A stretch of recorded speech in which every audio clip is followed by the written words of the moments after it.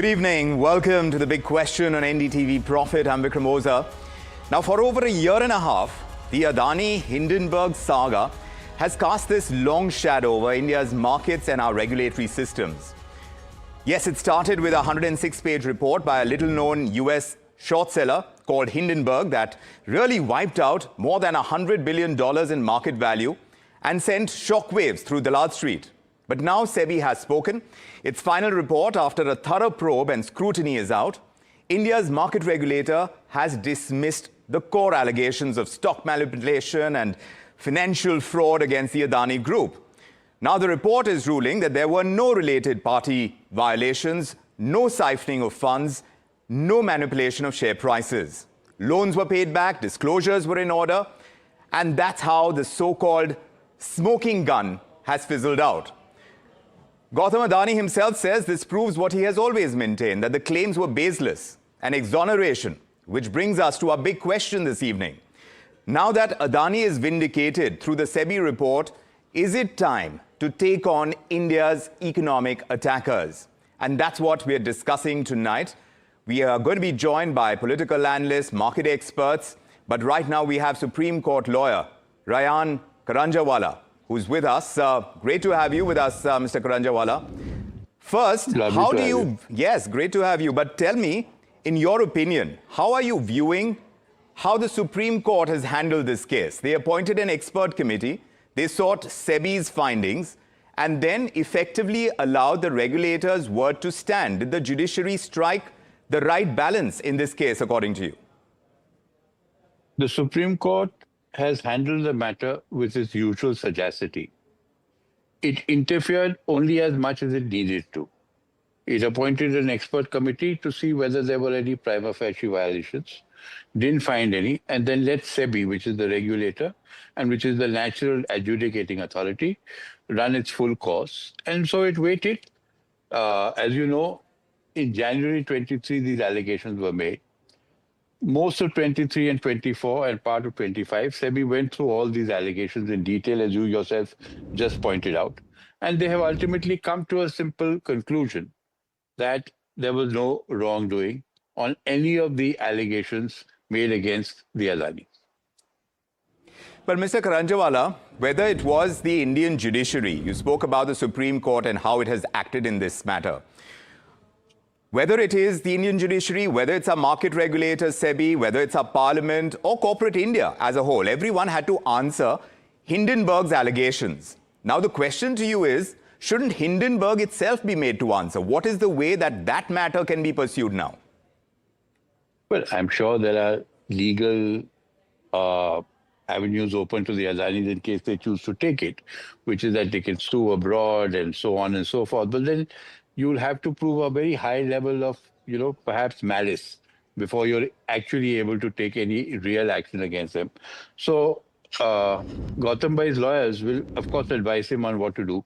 At this juncture, I just want to make a small disclaimer, which I always do when I speak on this issue, which is that the group is a client of mine for the last several years, though, of course, they haven't consulted me in this matter.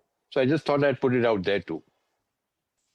Certainly, and we appreciate the disclaimer, Mr. Karanjawala, but shouldn't those responsible, I'm pursuing this matter as far as the allegations are concerned and what transpired because of it, the market saw a big crash, the kind of damage that was caused by that report, shouldn't the people who put that report together and put it out face consequences for what seems to have come through in the SEBI report as baseless claims? Well, I mean, at a sort of a emotional level, maybe you're right. But then in order to face those consequences, certain actions will have to be taken either by SEBI itself or by the Adanis by way of a suit against them for damages. So those are things which are out there. You have to understand one thing, that, when you are as big as Gautam Bhai is in terms of business, then a lot of this actually goes with the territory. I saw it with the Ambanis also right in the beginning when they were coming up. Various applications were filed, various petitions were filed. Many battles were hard fought on both sides. And slowly they went through their test of fire. This has been Gautam Bhai's test of fire. It certainly has, and he has come through as well, and something that he has spoken about. But joining us on this discussion is also Tehseen Poonawalla. He's, of course, a political analyst, and, of course, markets regulator Sunil Subramaniam is with us as well. Tehseen, as far as you're concerned, when you look at this SEBI report, to you, does it prove that the attack on Adani was based more on perception rather than any real proof? Good evening. Thank you so much for having me on the show. There are 2 or 3 issues that I would like to flag right away. Number one, that the entire Hindenburg report was based upon speculation, incorrect information, only to go short. So when the Hindenburg report came out, and I had, of course, gone through the Adani documents and the filings that the Adani group had done, I had publicly put out on X, formerly Twitter, that I am going long on the Adani group. And see what's happened. After making millions of dollars, the Hindenburg group has disappeared. Now, as the former speaker rightly said, Gautam is too big, the Adani group is too big to fail. But can we imagine the plight of those millions of small investors, medium investors who lost money only because somebody decided to be predatory, put out false reports and go short? Now, let me put 2 disclosures out. I am not against short selling in the market. I believe the market it's a mechanism of the market and there are inherent risks in the market. But can short selling be allowed based on false, incorrect reports disguised as investigative journalists so that you make millions of dollars? We now know from the SEBI investigation, all of those things that were put out were false. The shell companies, the insider trading. So can we allow a mechanism that allows for a false report to come out, completely damage a company's reputation? The people who pick that report then make millions of dollars on that report, and then they completely disappear as the Hindenburg group has disappeared. Can that be allowed? Such predatory tactics, can it be allowed in a market? And who suffers? The common man, the common Indian, the common investor. This is something that we as a nation need to debate. This is something SEBI needs to look in. I again say, I'm not against short selling, but can a fake report be put out by those who want to go short and then they make millions on that fake report? Let me take that across. Let me take that across to Sunil Subramaniam, someone who watches the markets very closely. Mr. Subramaniam, what's your take on this? As far as Hindenburg is concerned, when you see the work of a short seller, yes, indeed, they are part of the market mechanism, like Tehseen is pointing out. But can they be allowed to put out false information, something that they make money out of? They cause a lot of damage. They erode the kind of credibility that our markets have enjoyed, our regulatory systems have enjoyed, and they get away with it. Can that be allowed to happen? The thing is that there is no universal worldwide regulator like a World Bank or whatever to make a decision and act against this. Because Adani is not the first company against which Hindenburg did this. They made huge amount of money from another non-Indian company where they did it. That's number one. Number two, Hindenburg did not short in the Indian market. They shorted their bonds outside, the ones listed outside. So technically, they have not interfered with the Indian market. They only dealt with the papers outside. So then it's up to an SEC, a US regulator, to look at whether they falsely, I agree with Mr. Poonawalla here, that short selling is a normal market, healthy liquidity mechanism across the world, right? So, but you're allowed to do that based on views, not based on either insider information or based on false allegations. So definitely this is a case for, at a political level, to us to take up. I know the US-India relationship is going through its up and down, but right now we seem to be on a decent weekend with Mr. Trump calling Mr. Prime Minister on his birthday, wishing him and calling him a great Prime Minister. So maybe things are okay right now to that extent to lean upon them, the SEC. But then Hindenburg doesn't exist any longer because they collapsed under their own mechanisms. So maybe the market itself has punished this perpetrator in its own natural justice way. Like that, you have this katta panchayats, they say in India. So you're saying that in the natural course of things, now that Hindenburg seems to have closed shop, justice has been served. But on that point, Mr. Karanjawala, I wanted you to come in. Is this really research, the kind that a short seller has put out, or the kind of report and the kind of damage that it has done? Is it economic and political sabotage as well, which is disguised as some sort of activism? So 2 things. Tehseen, I'll just come to you in a moment. Yeah. I agree. First of all, I agree with Tehseen when he says that short selling is a part of day-to-day market activity. And frankly, there are ups and downs for short selling. Secondly, as far as putting out a report like this, it is after the findings have been given that we are now saying it is a false report. Right in the beginning, nobody really knows.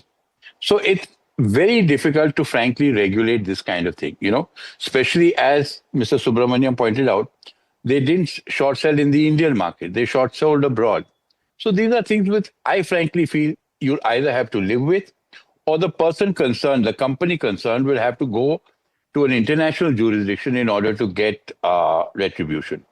I really don't think there's much you can do. I don't think you can sort of expect countries to start intervening every time. Because today, of course, Adani is a very big group, and a false story against them has a large impact.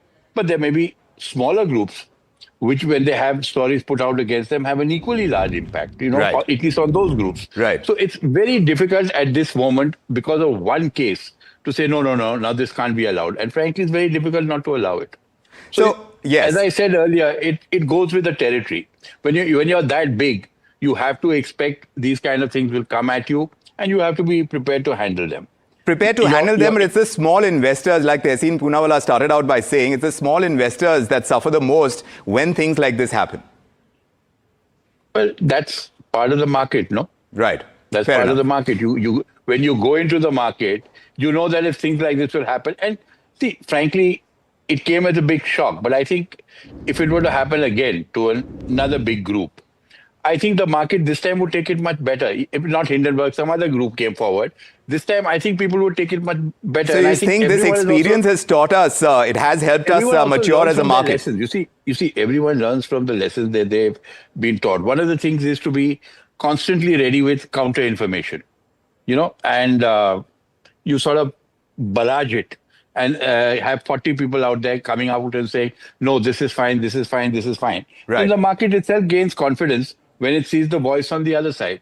Sometimes what happens is you're not ready with your voice on the other side when something like this suddenly So when it hits you like a bolt from the blue, then perhaps the damage is that much more severe. You're not quite prepared. You didn't quite expect it. Sure. Now, after this one episode, I'm sure everybody will be sort of internally assessing their situation constantly. Yes. All the big companies will be having a look at if there's a run on us, how do we react? Correct. What is the data that we have ready in order to bring it out into the market at the earliest? Right. So I think that's where it is. Tehseen Poonawalla has a point to make on that. You believe that this is something that the markets have learned, this kind of experience has taught us?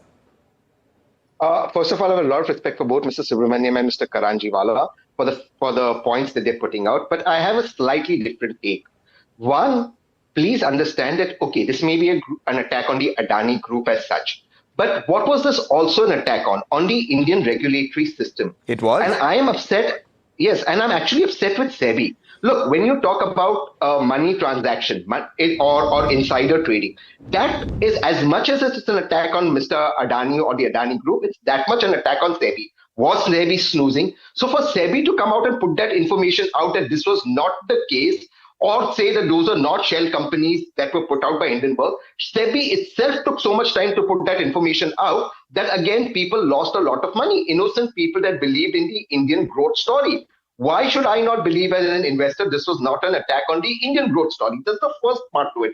The second part to it, say Vikram, you as a journalist put out a story, a fantastic investigative piece, say against another group, an international group. It is unethical for you then to use that information and go short or go long. Right. Just as those ethics exist, we as a nation and as global citizens and global investors need to have those ethics in place. Right. Can you manufacture a completely lie report on the basis of that go short, make millions of people lose money and yourself make millions of dollars and disappear? That is the question that I am raising. That is a fair point. Sunil Subramaniam, in terms of the regulatory structure that we have, all of that came under a cloud until this final report has come out. What do you think we could have done better in terms of the lessons that we can learn from this entire experience? What do you think we have got going for ourselves by way of investors and how they treat reports like the one from Hindenburg? maturity needs to improve. The depth of the market needs to improve. I think the liquidity, if you see, we have roughly about 1.36 billion shares, average daily trading volume. It's 9 billion in the US. So we are far less. So any such move tends to have extreme reactions. So that's a function of the fact that we're a developing country. And over a period of time, as the market depth improves, only this will improve the impact of such a one company impact. The second is our mindset issue, which I think Mr. Poonawalla referred to, and Mr. Other panelists also referred to, Mr. Karanjiwala. What it is that, see, I think we still have a colonial mindset, in the sense that because the British ruled us, and whatever the white man says, we tend to place it a much higher pedestal than what our fellow countrymen say. So when this report comes from an American company, so-called in quotes, and lays out the allegations, we rush to believe this. Because I still remember the days just after this report came up. The next day, social media was all about which mutual fund is holding how much of Adani. And as if it was the worst thing in the world to hold Adani, there was a lot of trying to put a run on the mutual funds. So we tend to, we have to change that mindset. And I believe that this fact that this came and has been proved to be completely false and malicious will help us that next time around, we just won't believe that Gora man coming and saying something and doing it. The third thing which I want to point out is that now people will be smarter, in the sense that even in this Adani Kand, there's one person who made a huge deal of money, not Hindenberg. It was GQG Capital Partners, Mr. Jain, who actually went and bought it after the shares corrected. And he's been laughing all the way to the bank now. So that's a lesson also for India, that when such thing, unverified information comes in, right, the smart investors should step in and buy these on the dips. So that will be a natural corrective mechanism. And he's not a Gora, he's a brown man sitting in America, but an FII made money out of this, not the Indian investors.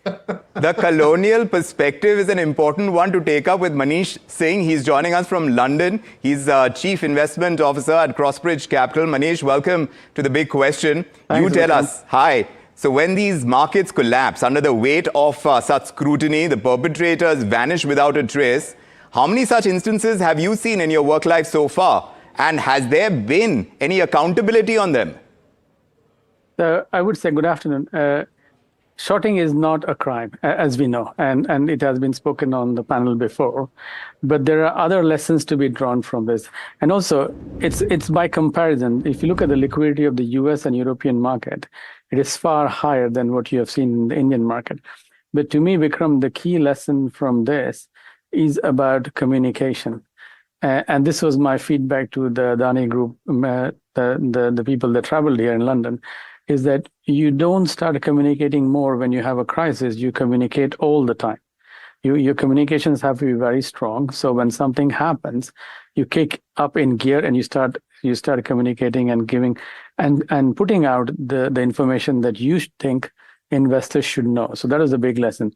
To your question about how many of these instances, we have seen many of that. You have seen with Herbalife, where Bill Ackman went out with a short report and he lost his shirt over that. Partly he was right, partly wrong, and Herbalife still exists as a business. When you short something, you put your capital at risk. Now, in this case, it was a bit different because it's a research group. They're not backing the call with the cash, and others who are following the call are using their position to short something. So there is a market dynamics. I wouldn't want to comment too much on that. But Manish, you need to, because when you're talking about what is being put out as facts and they are proven to be untrue, that's when the problems really stand, because these reports are what the markets are reacting to. Yes. So I would say that, again, I said that you can only counter miscommunication with a better communication, because that's the only way you can bring out the truth. But to the point about, do regulators in India and the government of India have a role to play to look into this? Absolutely. Yes. As I said in my previous interaction with one of your colleagues as well, is that this has a bigger, profound impact in terms of the cost of capital, because you cannot take one incident and use that to erode the trust in a system. Because if you do that, that is going to impact the cost of capital, not just for the private corporates, but also at the sovereign level. And go back to 1990s, when you would always have a currency crisis in emerging market. How did that happen? That happened because these companies, private companies or government in emerging market, were asked to borrow in dollar. And then there used to be a rug pull, basically, because you have all your revenues in local currency, all your debt is in dollar. And any time the dollar line is pulled, you have a big crisis, your currency goes into tailspin, then foreign investors come and buy this asset at cheap price. So that stopped when local governments or governments in emerging markets started accumulating dollar. So the response has to come from within. But also, I think that SEBI has to have a communication line open with SEC and to find out and investigate whether there was any substance to what they said. And at the national level, between the two governments, there has to be coordination between the finance ministry and at such levels to ensure that these things don't happen. And it should be looked into. I am of the strong opinion that the regulator to regulator conversation has to happen, because you cannot let this incident erode any amount of trust.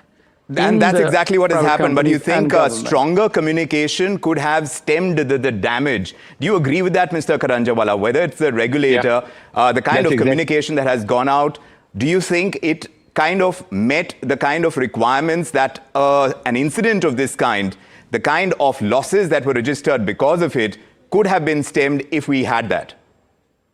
Well, I haven't examined it in detail, but definitely at first blush, that's what it looks. And I had said earlier also that one of the things I felt that the group could have done was that suddenly send out a barrage of counter information in order to ensure that the initial shock that the system got was to some extent stemmed. So that's what I do feel. And of course, SEBI could have played a role also. But these are all things that, in hindsight, one is always wiser. While things are unraveling, things are just unraveling. Indeed. But of course, we learn from our mistakes. And Tehseen Poonawalla, perhaps SEBI as a regulator, you said they were late in the kind of reactions that could have come much earlier, and we could have seen less damage unfold. But also, when you look at the kind of reactions that we got from our political establishment, from the opposition as well, Tehseen, they lean so heavily on Hindenburg's report instead of waiting for our institutions to conduct and complete the kind of scrutiny that they needed to. We were willing to jump to conclusions, weren't we? You're getting me started on that, Vikram. But, there was one more brown man who made money when this crisis happened. That was me, not as much as some other people, but I bet on the Adani group at that time. So I bought on every dip in India. But let me put that disclosure. But look, here's the problem with in our politics. All right, be it the government or be it the opposition. We are too socialist. We like to beat up the entrepreneurs, and we never understand where will all our social welfare money come from if nobody does business. India as a nation is too Babu dependent. I mean, one of the first things I will do when I'm in government, and it's going to be my first order, is cut Babu down by 50%. But also our politicians need to change their mindset. Even our government is too socialist, and even the opposition. And businesses are not bad. In fact, I will go a step further in saying we don't need one Adani in the country. We need to create several hundred Adanis, several hundred Elon Musks in the country. We need to respect our entrepreneurs. Entrepreneurs take a massive risk. And if India has to grow at about 8% and eliminate poverty over the next 2 decades, we need to create several hundred Adanis. And that should be our goal. Will our current systems allow that, Tehseen Poonawalla? Very quickly, because I'm running out of time. Babus. If you kick the Babus out, because the kind of socialist mindset Babus have, one is Babus, second is politicians must be told by people that ultimately businessmen and entrepreneurs should be treated well, whether it's a small and medium businessman or large industrialists. Stop calling them thieves, stop going after them, stop sending the ED and the income tax after them. Allow for entrepreneurship, create and foster a political environment where businesses can thrive. That is the only way to achieve 8% growth year on year, and compounded, that will end poverty in our nation. Sunil Subramaniam, you tell me if you agree with what Tehseen Poonawalla is saying. This entire saga happening at a time that India is positioning itself as a safe haven for global capital. The timing definitely of the Hindenburg report was extremely damaging. But what do you think we need to do as course correction? See, these are necessary growth pangs of a developing economy becoming a developed economy. Our capital markets have a long way to go in terms of the depth. And I think only these kind of crises will help us develop a stronger capital market. If you don't experience these crises, you think everything is hunky-dory, that being a developed market is great. No, developed market comes with its own challenges. And unless you learn these challenges, and I think this has been a fantastic learning curve for India, for the capital markets, for the regulator in this whole system. So I think that in a way, right, I would say I'm glad this happened because it shows us the risks of opening up the capital markets, at the same time also about communication. So I think we are much better off for this having happened. It's sad that 8 lakh crores of customer wealth got eroded. But that's the price a growth developing economy capital market has to pay, because you learn only by experience. You can't be taught this in the textbooks. Manish and Singh. Regulator can't respond because he has to do his due diligence. It's taken him 2 years to do it. Correct. So you can't think they should have done it earlier, because then they're clearly simply politically responding, right? Right. Now you respond after doing the homework. I think that's the right way to do it. Correct. So we are doing our homework. We need to perhaps do it faster. Communication needs to be clearer. Manish Singh, the way this case has been handled, from the Supreme Court directing SEBI to launch the investigation, will the process followed reassure global investors about India's legal and regulatory architecture and bring back the kind of credibility that our markets should be putting out there? Well, I hope so, because it's a necessity. Because you want, if there's any lost interest, that needs to be restored, and the process has to be followed. So I think it's vital and it should be pursued. And I would second what Mr. Poonawalla is saying, that I am of a very strong opinion that businesses are at receiving end of policy. You have to have business representation in policy and government. And let me tell you 2 ways by which it can change. You should have more ministers who are coming from the business side, I have business experience. You should have people sitting on the rate setting committee. And we have this problem now at the Fed and in Bank of England, that most of these people sitting are academic, who have never worked in public life or business life. And they are setting policies and interest rate, which is going to impact businesses. Yes. My suggestion to Indian government will be that when they form MPC, they should have half the people with business experience and half the people with academic experience, or Babudam as Tehseen likes to call. Yes. I mean, you can have some representation of the government, but you have to bring in people because they are at the receiving end of policy. How can you have academics who spend 30, 35 years of your life in a tenured, secure career, right, make such big decisions which impacts businesses? By the same token, why do we have only ministers who come from political parties, career politicians? Let's get in more people from government side, business experience. And this is what you see in the US, who see that as a job to do and not a lifelong career. And they get stuck and become a furniture as part of the whole establishment. I don't think that should happen. And those things need to change as well. That point is well taken. But at the heart of this debate on the big question tonight is that bigger issue, not just the fate of one corporate group, but the integrity of Indian markets themselves, our regulatory systems as well. The SEBI report has proven that allegations without proof can indeed rattle investors, they can wipe out wealth, and they can dent India's reputation globally. But the real question now is whether India should actively go further, go after them, hold to account those who mount attacks on the Indian economy from the shadows without the facts really to back them and the kind of claims that they make. But on that note, my thanks to all our guests for their insights. Tehseen Poonawalla, Sunil Subramaniam, Manish Singh, Rayan Karanjawala. Thank you, gentlemen, and thank you, our viewers. Thanks for joining us tonight. We'll continue to track this story and its implications. I'm Vikram Oza, and that was The Big Question. Good evening.